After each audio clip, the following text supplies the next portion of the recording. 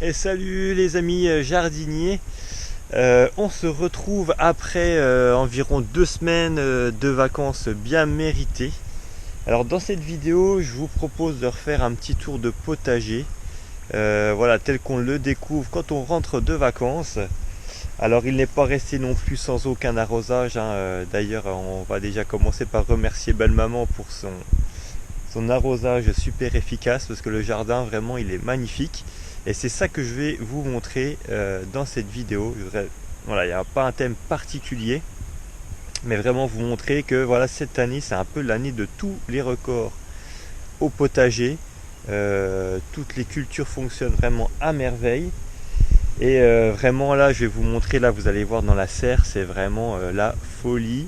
Les couleurs, l'abondance, je ne sais pas quel mot utiliser tellement c'est magnifique. Donc c'est parti, on va voir donc d'abord la serre et puis ensuite on fera un petit tour du potager en général et voir que vraiment malgré la chaleur assez dingue, et ben ça pousse vraiment super bien. Allez, c'est parti. Et avant de partir en vacances, on avait vraiment mis les bouchées doubles au potager pour récolter tout ce qu'il y avait à faire, les choux-fleurs. On a eu une grosse récolte de choux-fleurs, les petits pois. Je sais même plus qu'est-ce qu'on a récolté, mais des framboises par dizaines de kilos. D'ailleurs les choux-fleurs que vous voyez à l'image, hein, je vous ferai une vidéo spécifique là-dessus pour vous expliquer un peu pourquoi ça a vraiment bien fonctionné cette année. Mais ça sera l'objet d'une prochaine vidéo.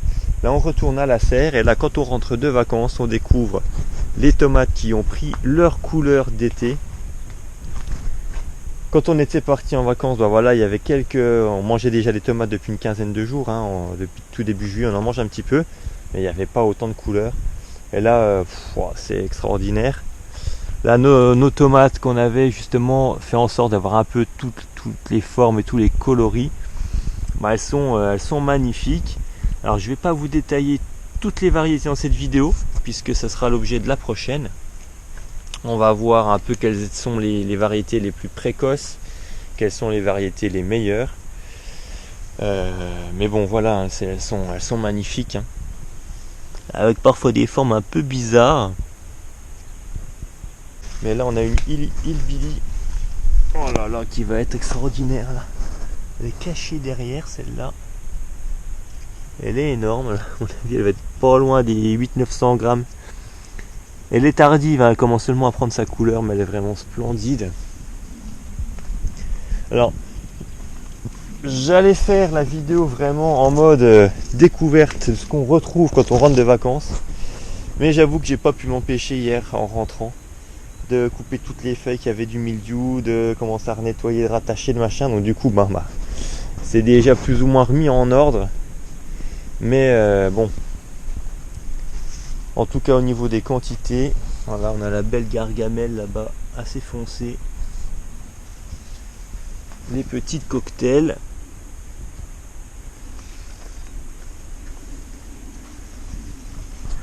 Voilà notre liguria, alors celle-là elle est prête à se détacher. Alors la vraie forme de la liguria c'est ça, hein. Celle-ci là elle nous a fait une petite mutation je pense, hein. Quand on laisse les fleurs à tête de chat ça fait parfois des formes un peu bizarroïdes. Mais bon, vous voyez que on a pas mal effeuillé, hein, les plants à cause du mildiou. Ah, c'est vraiment l'humidité de la nuit, l'approche du ruisseau qui crée ça. D'ailleurs là il y a même un plant qui a un mélange de coups de soleil et d'un peu de mildiou carrément sur les tomates.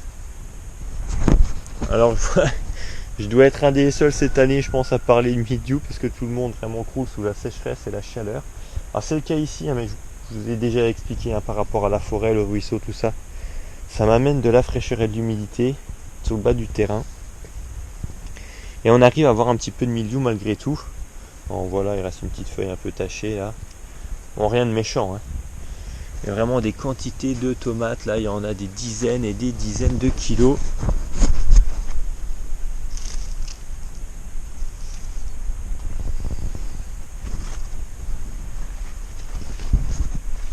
Donc là, voilà, c'est sur la partie donc tomates dans la serre.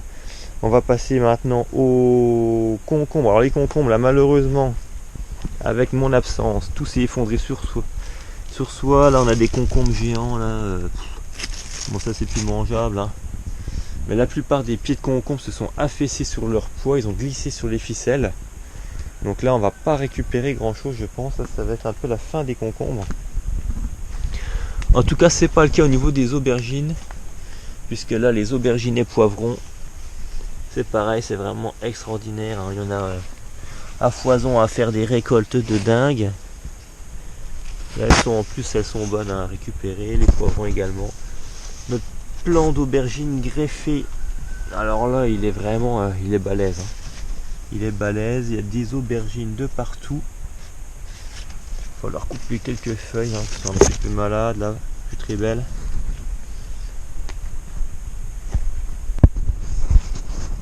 Voilà des poivrons, le basilic, toujours des poivrons. Et là la petite fierté quand même, reconnaître. Bon cette année on est quand même assez fiers du jardin en général. Mais là ces petites pêches plates, j'en suis quand même assez fier là, elles sont magnifiques. Je sais pas si vous vous rappelez quand on l'a planté ensemble au mois d'octobre par là-dedans l'année dernière, à l'automne. Et là pour sa première année il nous fait des fruits déjà à foison. Il va falloir que je mette des tuteurs d'ailleurs pour tenir les branches. J'en ai certaines qui ont déjà cassé là. Voilà, ça a déjà cassé sous son propre poids.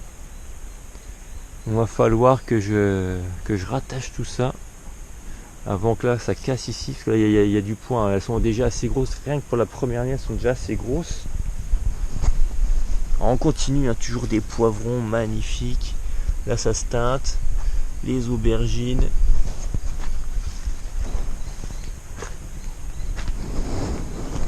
Je sais pas si vous entendez en arrière-fond de la vidéo, il y a une cresserelle, un petit faucon cresserelle là, qui s'en donne à cœur joie, mais il peut y aller, il peut chasser du campagnol, il n'y a pas de problème.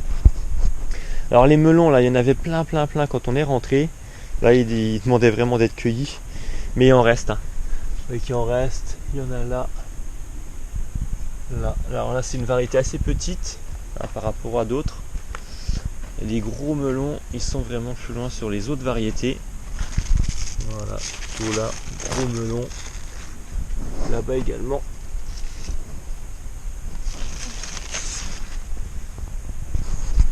Donc là dans la serre, hein, ça a quand même été arrosé un petit peu. Aubergines et poivrons tous les 3-4 jours, hein, il y a eu un bon arrosage. Les melons, vraiment pas d'eau du tout pendant 15 jours. Hein, si vous voulez avoir des melons bien sucrés, on évite vraiment l'eau. Les tomates pareil, aucun arrosage. Le fait de les avoir pas mal effeuillés, ça a aussi bien aidé aussi à passer ces 15 jours d'absence. Et puis il y avait eu un gros arrosage avant de partir. Donc le sol était quand même bien humide. Alors par contre on a quand même des chenilles qui ont profité de mon absence pour se développer. Bon là vous les voyez, mais dans moins de 5 minutes il n'y aura plus rien. Elles seront dans le poulailler. On va récupérer d'ailleurs toutes ces petites têtes de brocoli. Donc vous voyez que même en serre, hein, les choux vraiment ils ont bien poussé. Là on avait déjà récolté les têtes principales, là c'est vraiment les têtes secondaires, elles sont encore super belles. Alors là on est vraiment le long de la forêt. J'y avais mis des plants de tomates et des choux de Bruxelles. J'avais plus trop de place, il me restait quelques plants, je les avais mis sans trop y croire en me disant que ça allait vite attraper le mildiou.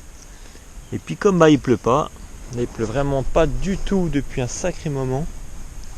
Et finalement elles s'en sortent super bien. Hein, les fleurs qui ont vraiment avorté sur les étages supérieurs dans la serre, là sont pas mal. Les courgettes s'en sortent plutôt bien aussi. Courgettes rondes là. Puis là on va rejoindre maintenant les différents bacs extérieurs. Alors j'en profite aussi parce que là les pommes, donc là c'est les petits arbres fruitiers. Mais sur les arbres du dessus, ils sont remplis de pommes. Donc en plus d'avoir une énorme année à légumes, on va avoir des fruits, mais vraiment en abondance. Bon, on verra ça au fur et à mesure, au fil de l'été. Là sur les bacs, vous voyez que ça pousse super bien. Bon, on voit aussi que les bacs sont vraiment super utiles, parce que là j'ai des des modes de campagnol tout le long. Il y en a dans la serre. Heureusement qu'il y a les bacs, hein, ils doivent sentir les légumes. Ils voudraient bien rentrer les petits cocos, mais mon grillage les en empêche.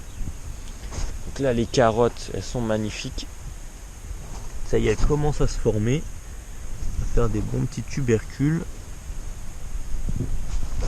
On les avait bien éclaircis, hein.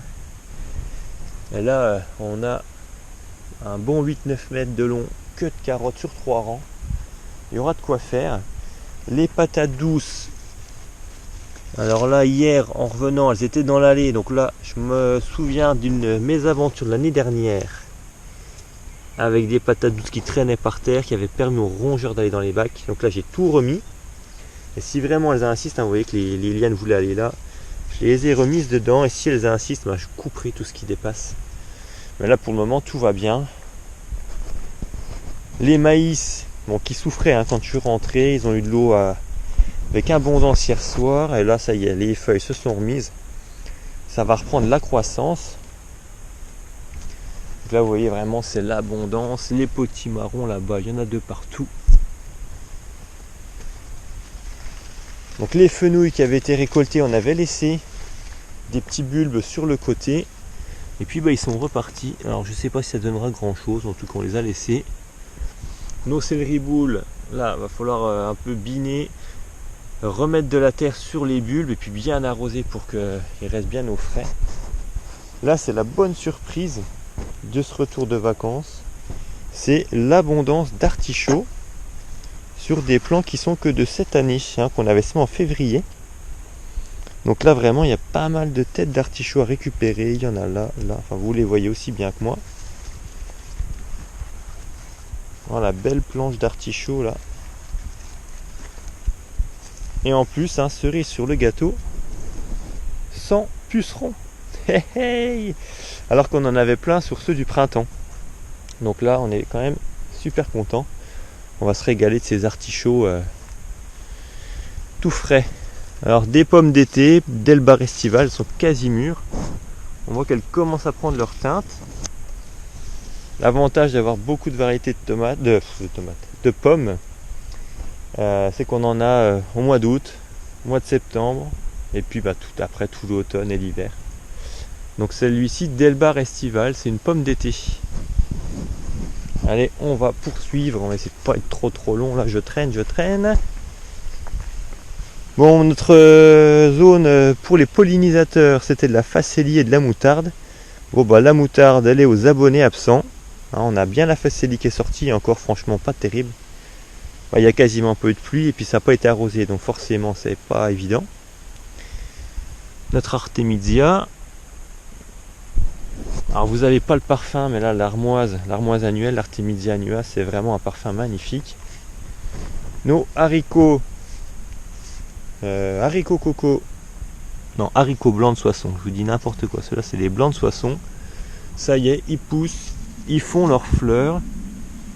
Les haricots verts, ben, eux sont déjà bons à récolter, hein. Voilà. Les premières gousses sont là. Et là ils sont splendides, hein. Il y a toute la ligne là. Il y en a un peu partout en plus dans le jardin. Voilà, on a aussi ceux qui sont là, qui vont avoir un petit arrosage parce que eux ils ont soif. Donc encore ici des haricots. Alors ceux-là c'est des haricots beurre. Là on voit les oignons, bon ils sont quasi bons à être récoltés, hein. Quand ça commence à tomber comme ça, c'est quasiment bon à être récolté. Il y en a d'autres sur le terrain qui sont complètement secs, là c'est sûr qu'ils vont être récoltés. Les patates douces ici, voilà, ça commence à faire un feuillage qui colonise un peu la zone. On va enlever 2-3 petites adventices là qui poussent là. Et puis ça sera tout nickel. Pareil, patate douce. Le raisin qui est tellement lourd qu'il tombe. Il va falloir que j'attache tout ça. Là, le muscat de Hambourg, c'est pareil. Le raisin là, il va être splendide, hein. Splendide. Avec des grosses grappes qui se préparent. On voit, hein, c'est vraiment la zone plein soleil. On voit d'ailleurs la prairie là qui ressemble plus à rien. Pourtant, ça n'a pas été tondu, hein. justement pour garder un peu d'humidité. Elle n'a pas été tondue, mais c'est quand même tout jaune. Mais bon, malgré tout, avec les arrosages, le paillage, et les haricots ils sont là. Et ils sont beaux, hein. On voit qu'ils n'ont pas souffert de la chaleur. Ils sont bien droits. Alors, en général, quand ils ont souffert de la chaleur, ils font plein de bosses. Un peu comme celui-ci par exemple. Mais là, on voit qu'ils sont vraiment nickel chrome. Donc là, une belle récolte aussi à venir. Et pour les jours à venir. On a aussi sur les bacs du dessus, j'en profite, une belle petite fraise des bois là. Hop, excellente. On a aussi là les betteraves, les melons en extérieur cette fois, on n'est plus dans la serre. Les melons en extérieur qui poussent du tonnerre. Les betteraves là qui sont magnifiques. Des belles grosses betteraves. Tout ça, les tomates, c'est pareil. Alors les tomates en extérieur, elles sont belles en serre, mais en extérieur, franchement là, elles ont pas de quoi rougir. Enfin si, justement, nous on aime bien qu'elles rougissent. Hein. Dans le petit bac du loulou, il a 2 variétés de tomates géniales.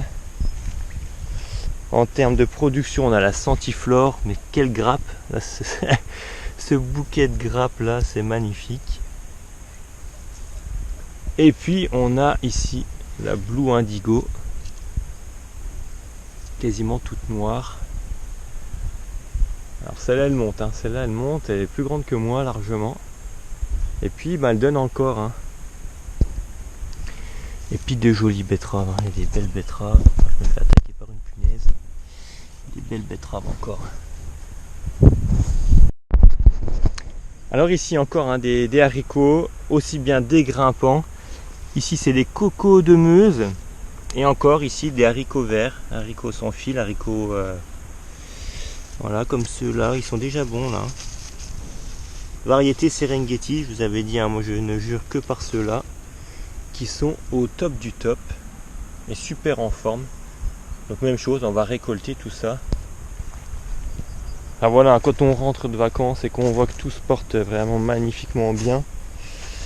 Alors que je sais que dans d'autres régions, il y a des potagers qui souffrent. Alors ici, en termes de température, je pense que cette année, on est à peu près à ce qu'on a d'habitude en région méditerranéenne. C'est-à-dire entre 30 et 33 degrés en non-stop. Alors que là, dans le sud, je pense qu'ils ont plutôt entre 35 et 37. Et là, ça fait toute la différence. Hein. 4-5 degrés. Quand on dépasse les 35, ça n'a plus rien à voir. Hein. Entre 30 et 33, c'est encore gérable. Mais quand on dépasse 35, là, c'est quand même une autre paire de manches. Hein. Ça souffre beaucoup plus. Et là, même dans la petite serre, les tomates sont magnifiques.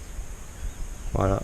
Alors là, c'est vrai que comme on est vraiment plein soleil, il y a des tomates là qui ont pris des coups de soleil, là qui ont pris un coup de chaud. Là, elles n'ont pas aimé la forte chaleur, parce que dans la serre, là, ça a dû bien flamber quand même. C'est sûr qu'on arrive à 40 degrés hein, malgré tout ici dans la petite serre. Mais d'une manière générale, franchement, c'est magnifique. Hein. Là, les betteraves, c'est pareil, elles sont magnifiques, super belles. On va se régaler, hein. Il va falloir qu'on se mette, qu'on remette encore les bouchées d'eau pour conserver tout ça, les transformer, les conserver. Et puis les manger aussi au fur et à mesure. Voilà les amis, hein, pour ce petit tour de potager de retour de vacances. Pour vous dire qu'ici tout se passe à merveille. Juste avant de finir, j'en profite pour remercier un abonné qui nous a gentiment invités pendant les vacances. Merci à toi Dominique, merci pour tes super légumes que tu nous as gentiment offerts. On s'est régalé, tes tomates, ta pastèque, enfin bref, grand merci à toi. Je vous dis maintenant à très bientôt pour une prochaine vidéo, donc sur les tomates, très prochainement. Allez, ciao, bye bye.